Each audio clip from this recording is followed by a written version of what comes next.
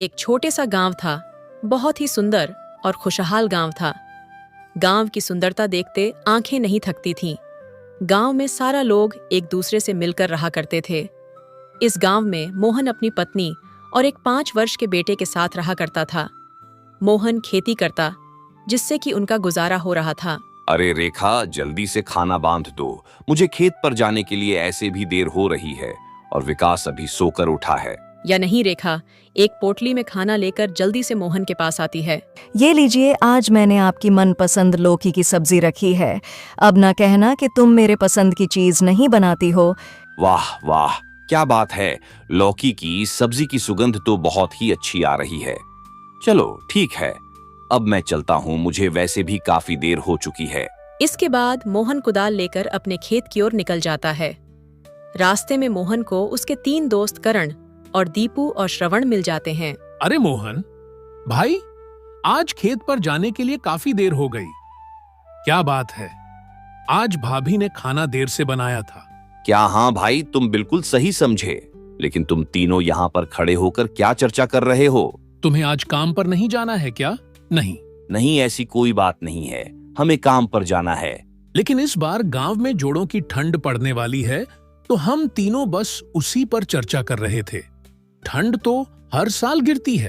तो इस बार इतना चिंता करने वाली कौन सी बात है? कहीं तुम तीनों इस बात के लिए चिंता तो नहीं कर रहे हो कि तुम्हें ठंड में नहाना पड़ेगा? ये बोलकर मोहन जोर जोर से हंसने लग जाता है। अरे नहीं मोहन भाई, इस बार हमें ऐसा सुनने में आया है कि इस बार गांव में खून जमा देने वाली ठंड गिरेगी। तुम्हें तो पता ही होगा, पिछले वर्ष ठंड के कारण गांव से 4 लोगों की मृत्यु हो गई थी, और इस बार तो पिछली बार से भी ज्यादा ठंड गिरने वाली है। तो पता नहीं क्या होगा। हाँ, और हमारे पास इतने पैसे भी नहीं हैं कि हम मोटे मोटे कंबल और रजाई खरीद सके। मुझे तो बस अपने परिवार की चिंता है। पिछली सर्दी हमने बहुत ही मुश्किल से बिताया था। पता नहीं इस बार क्या होगा। मुझे तो अभी से ही बहुत डर लग रहा है। अच्छा, तो ऐसी बात है। अभी तो इस समस्या का समाधान मुझे भी नहीं पता है, लेकिन हम इसके बारे में सोचेंगे। अभी मैं खेत पर चलता हूँ, मुझे बहुत ही काम है और मुझे पहले से ही काफी देर हो चुकी है। इतना बोलकर मोहन खेत की ओर निकल जाता है। मोहन खेतों में काम कर रहा था, तभी उसे ठंड से बचने और बहुत सारा पैसा कमाने की एक तरकीब दिखाई देती है। इस बार बहुत ज्यादा ठंड गिरने वाली है, सारे गांव का हाल बेहाल हो जाएगा। क्यों ना मैं जंगल से लकड़ियां काट कर जमा कर लूं, और जब खड़के की सर्दी गिरेगी तो मैं उन्हें अच्छी कीमतों पर बेचूंगा। और अगर मेरा यह उपाय सफल हुआ तो मेरे पास बहुत सारा धन इकट्ठा हो जाएगा और फिर शायद मेरी गरीबी के दिन भी खत्म हो जाएगा। फिर मोहन को दाल लेकर घर की ओर निकल जाता है। कुछ देर बाद मोहन घर पहुंच जाता है। ऐसी क्या बात है, आज आप खेत से बहुत जल्दी लौट आए। कोई समस्या है क्या, या फिर आपकी तबीयत ठीक नहीं है? अरे नहीं भाग्यवान, मैं जब खेत पर जा रहा था तब करण और विकास और श्रवण से मेरी मुलाकात हुई। उन्होंने बताया कि इस बार गांव में कड़ाके की ठंड गिरेगी। इसीलिए मेरे मन में एक योजना आई है कि मैं जंगल से सूखी लकड़ियां काटकर इकट्ठा कर लूं, और जब खून जमा देने वाली ठंड गिरे तब मैं उन्हें बेचकर बहुत सारा पैसा कमाऊं।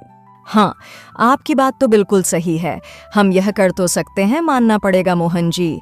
आपका दिमाग तो मेरी जुबान से भी तेज चलता है। हाँ हाँ ठीक है, अब मैं जंगल से लकड़ियां काटने के लिए जा रहा हूँ, और तुम यह बात किसी को भी मत बताना, नहीं तो हमारे सारे किए कराए पर पानी फिर जाएगा। नहीं नहीं जी, मैं ये बात किसी को नहीं बताऊंगी।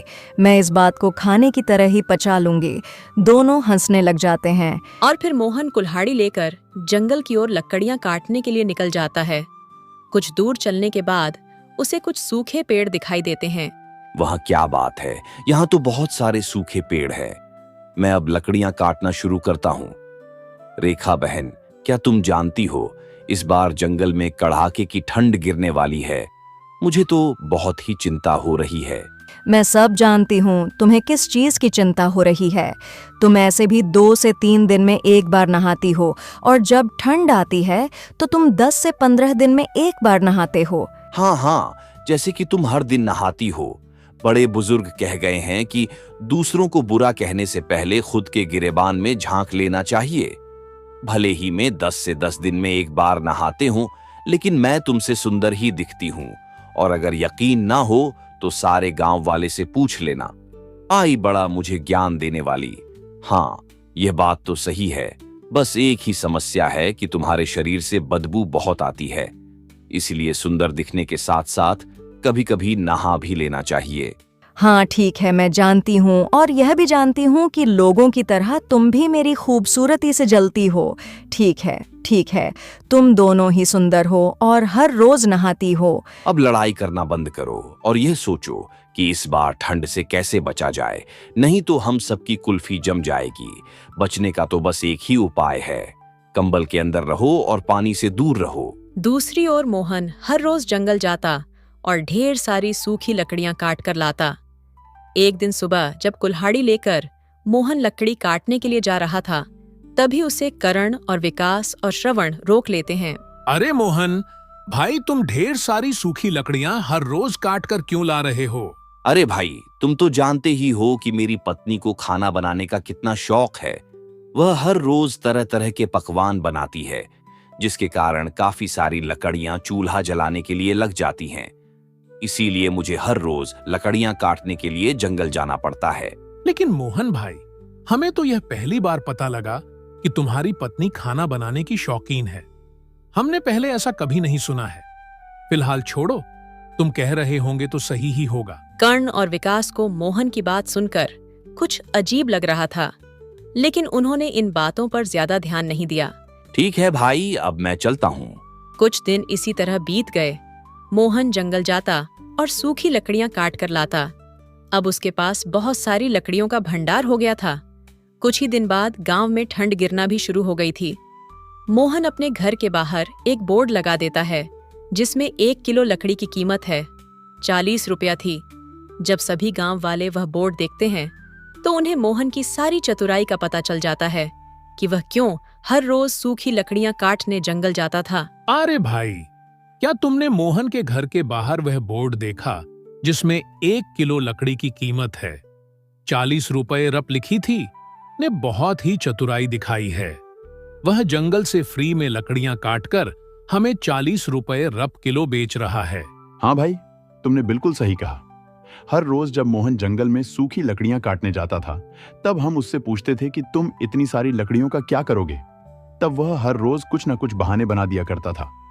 हमें तो तभी उस पर शक हो गया था, लेकिन हमें यह नहीं पता था कि वह ऐसा काम कर सकता है। अरे तो अब इसमें सोचने वाली कौन सी बात है? मोहन से 40 किलो लकड़ी खरीदने से बढ़िया है कि हम सभी कल जंगल जाएंगे और हम भी सूखी लकड़ियां काट कर लेकर आएंगे।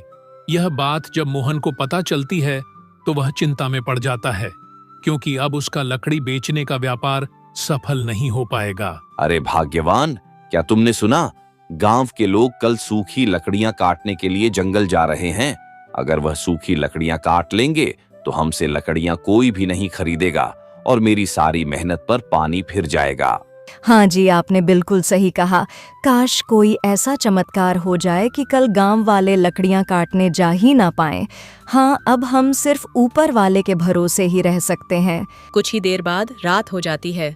दोनों पति पत्नी खाना खाकर सो जाते हैं, लेकिन रात में ठंड के साथ साथ आसमान में काले बादल छा जाते हैं और कुछ ही देर में बहुत तेज बारिश होने लगती है। बारिश के साथ साथ ठंड भी बहुत ज्यादा बढ़ जाती है। बारिश गिरने के कारण सारे पेड़ पौधे गीले हो जाते हैं, जिससे कि अब जंगल में एक भी सूखी लकड़ियां नहीं बचती हैं। सुबह होने तक बारिश रुक जाती है। जब मोहन और रेखा बारिश देखते हैं तो वह बहुत ही खुश हो जाते हैं। अजी देखिए, लगता है ऊपर वाले ने हमारी सुन ली और रात को बारिश करवा दी। अब सारे पेड़ पौधे गीले हो गए होंगे और अब तो सूखी लकड़ियां भी जलने लायक नहीं रही होंगी। हाँ, तुमने बिल्कुल सही कहा।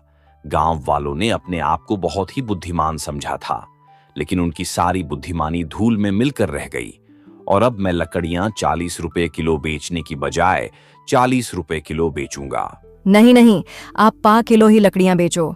अगर हम 40 रुपए किलो लकड़ियां बेचेंगे तो यह सीधे सीधे लोगों को लूटना हो जाएगा।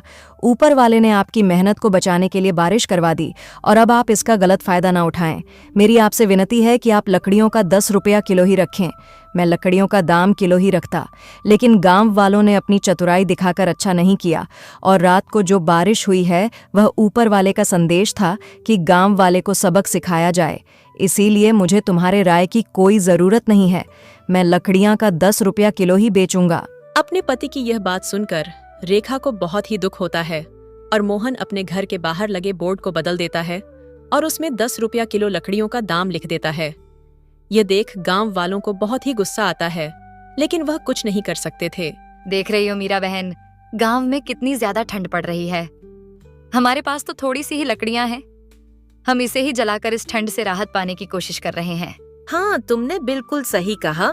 नेहा बहन, हमारे पास तो थोड़ी भी लकड़ियां नहीं है, इसलिए हम तुम्हारे घर आग की गर्मी लेने आए हैं।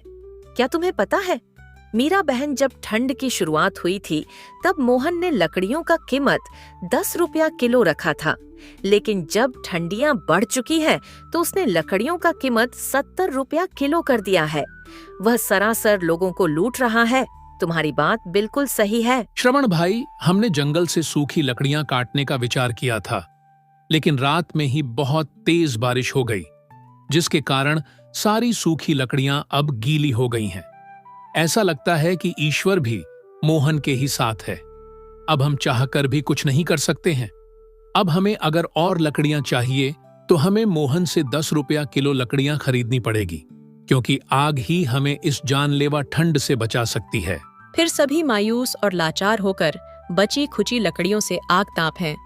दूसरी ओर मोहन का लकड़ी बेचने का व्यापार बहुत ही अच्छा चल रहा था। सभी गांव वाले उससे ही सूखी लकड़ियां खरीद रहे थे और उसकी बहुत ही अच्छी आमदनी हो रही थी। धन के साथ साथ उसके अंदर घमंड भी आ गया था। एक दिन उसके पास एक बुजुर्ग महिला आती है जो कि ठंड से बहुत ही कांप रही थी। बेटा, मुझे बहुत तेज ठंड लग रही है। दया करके मुझे थोड़ी सी लकड़ियां दे दो, मगर मेरे पास तुम्हें देने के लिए पैसे नहीं है। माफ करिएगा माँ जी, मैंने खून पसीना एक करके यह लकड़ियां जंगल से काटी है, इसीलिए मैं यह आपको मुफ्त में नहीं दे सकता। अगर आपके पास पैसा है तो लकड़ियां ले जाइए, वरना आप यहाँ से जा सकती हैं। नहीं नहीं बेटा, ऐसा मत कहो। मुझे बहुत तेज ठंड लगी है और मेरे पास गर्म कपड़े भी नहीं हैं। अगर तुम मुझे लकड़ियां नहीं दोगे तो शायद इस ठंड में मैं जिंदा नहीं बच पाऊंगी। दया करके मुझे थोड़ी सी लकड़ियां दे दो। ऊपर वाला तुम्हें हमेशा खुश रखेगा। अरे माँ जी, ऊपर वाले ने मुझे ऐसे ही बहुत खुश रखा है। मुझे आपकी मुफ्त की दुआओं की कोई जरूरत नहीं है। मैं आपको मुफ्त में लकड़ियां नहीं दूंगा। आप मेरा समय व्यर्थ न गवाएं। आप यहाँ से जा सकती हैं। बूढ़ी औरत बहुत ही निराश मन से वहां से चले जाती है। मोहन के पास पैसे के साथ साथ अहंकार भी आ गया था और उसे शायद यह पता नहीं था कि अहंकार ही इंसान के अंत का कारण होता है। अगले दिन भो को किसी काम से दूसरे गांव जाना था। अगली सुबह मोहन रेखा से कहता है, मेरी बातों को ध्यान से सुनो। मैं किसी जरूरी काम से दूसरे गांव जा रहा हूँ। लकड़ी बेचने का काम तुम आज के लिए संभाल लेना, और याद रहे, किसी को भी मुफ्त में एक भी लकड़ी का टुकड़ा मत देना। आप लोगों पर इतना अत्याचार कर रहे हैं, मुझे यह बिल्कुल भी सही नहीं लग रहा है। अभी भी मौका है, हमें पैसे कमाने के साथ साथ तू भी कमानी चाहिए। आप मेरी बात को मान लीजिए और लकड़ियों की कीमत कम कर दीजिए, ताकि सभी इस जानलेवा ठंड से बच सके और हमारा भी थोड़ा मुनाफा हो जाए। अब मेरे दिन इतने भी कमजोर नहीं है कि मैं तुम्हारी बातें सुनूं। मैं जितना बोलता हूँ बस तुम उतना ही करो। तुम्हें अपना दिमाग चलाने की कोई जरूरत नहीं है, नहीं तो अच्छा नहीं होगा। अपने पति की ऐसी कड़वी और क्रोधजनक बातें सुनकर रेखा इसके आगे कुछ भी नहीं बोल पाती है, लेकिन वह मन ही मन यह समझ जाती है कि विनाश की घड़ी नजदीक है। इसके बाद मोहन दूसरे गांव की ओर निकल जाता है। घर में अब सिर्फ मोहन की पत्नी और उसका 5 साल का एक बेटा ही था। रेखा घर के बाहर बैठकर आग ताप रही थी और उसका बेटा करण घर के अंदर खेल रहा था। करण को बहुत ही ठंड लग रही थी और करण अभी बहुत ही नादान था। मुझे कितनी ठंड लग रही है। माँ तो बाहर आग की गर्मी ले रही है। यहाँ जो पिताजी ने सूखी लकड़ियाँ रखी हैं, मैं भी उसमें आग लगाकर आग ताप लेता हूँ। करण बहुत ही नादान था। वह यह नहीं जानता था कि एक लकड़ी में आग लगाने से सारी लकड़ियां जल जाएंगी। करण एक लकड़ी में आग लगा देता है। लकड़ियां सूखी थीं, इसलिए तुरंत ही सारी लकड़ियों में आग लग जाती है। देखते ही देखते उनका घर जलने लग जाता है। रेखा बाहर खड़े होकर रोते हुए सिर्फ तमाशा देखते रह जाती है, क्योंकि घर के अंदर जाने का कोई भी रास्ता नहीं था। पूरे घर में भयंकर आग लग चुकी थी और कोई भी गांव वाला आग बुझाने के लिए नहीं आया, क्योंकि मोहन ने सब पर थोड़े से पैसे के लिए अत्याचार किया था। उस आग में मोहन का बेटा करण भी जलकर मर जाता है। कुछ घंटे बाद घर जलकर राख में बदल जाता है। जब मोहन घर वापस आता है तो रेखा उसे सारी कहानी बताती है। यह सुन मोहन बहुत ही रोने लग जाता है और उसे अपनी गलती की सजा मिल जाती है।